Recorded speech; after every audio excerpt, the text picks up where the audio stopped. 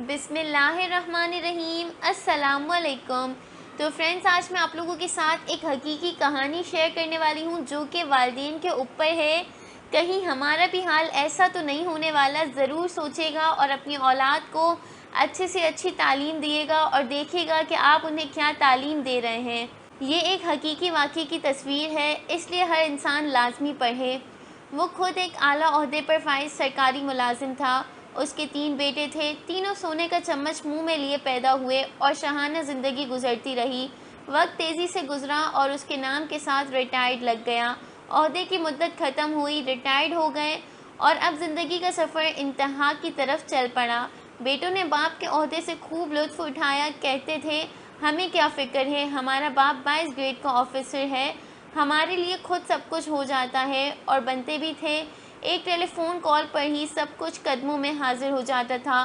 फिर वो दिन आ गया जब बेटे ये भूल गए कि ये वही बाप है जिसके नाम और ओहदे की वजह से सब लोग हमें सर सर कहते थे। बाप किसी बीमारी की वजह से चलने फिरने और बोलने से माजूर हो गया। बेटे कहने लगे, अब तो बाप की कमज़ोरी देखी नहीं जाती। एक बेटे ने कहा कि अब्बा की जायदाद और माल की तकसीम करते हैं, न जाने कब मर जाए। अब तो शर्म आती है बताते हुए कि लोग क्या कहेंगे। जब दोस्त आते हैं तो सामने ये बूढ़ा पड़ा होता है। चलो एक नौकर मुस्तकिल इनके साथ रहने के लिए रख लेते हैं जो इनका ख्याल रखे। 20,000 महाना दे देंगे। नौकर आ गया और उसी घर के एक कमरे में बाप को फर्श पर गद्दा लगा दे दिया। नौकर को कहा कि इसका पूरा ख्याल रखना, हमें कोई शिकायत ना मिले। बेटों की शादियां हुई। एक ने गर्मी की छुट्टियां गुजारने फ्रांस का प्रोग्राम बनाया और दूसरे ने लंदन और तीसरे ने पेरिस का। और हर जगह अपना तारुफ 22 ग्रेड के ऑफिसर के बेटे होने से शुरू करते। नौकर को ताकीद की कि हमारी 3 माह बाद वापसी होगी, तुम बाबा का पूरा ख्याल रखना और वक्त पर खाना देना। जी अच्छा साहब जी। सब चले गए और बाप अकेला घर के कमरे में लेटा सांस लेता रहा। न चल सकता था, न खुद से कुछ मांग सकता था। नौकर घर को ताला लगाकर बाजार से ब्रेड लेने गया तो उसका एक्सीडेंट हो गया। लोगों ने उसे हॉस्पिटल पहुंचाया और कोमे से होश में न आ सका।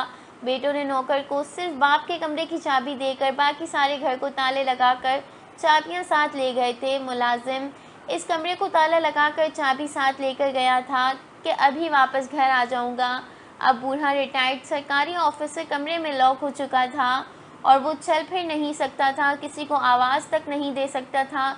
लिहाजा 3 माह बाद जब बेटे वापस आए और ताला तोड़कर कमरा खोला गया तो लाश की हालत वो हो चुकी थी जो तस्वीर में दिखाई दे रही है। मोहतरम ख़वातीन और हज़रात, इबरत का मुकाम है ये वाक़या।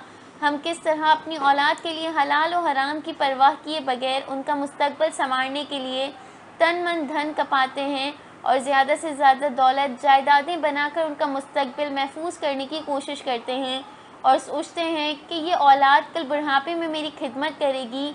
आला तरीन गैर मुल्की स्कूलों में दुनियावी तालीम दिलवाते हैं और दीन इस्लाम की तालीम दिलवाने को तौहीन समझते हैं, जिसमें सिखाया जाता है कि वालिदैन की खिदमत में अज़मत है।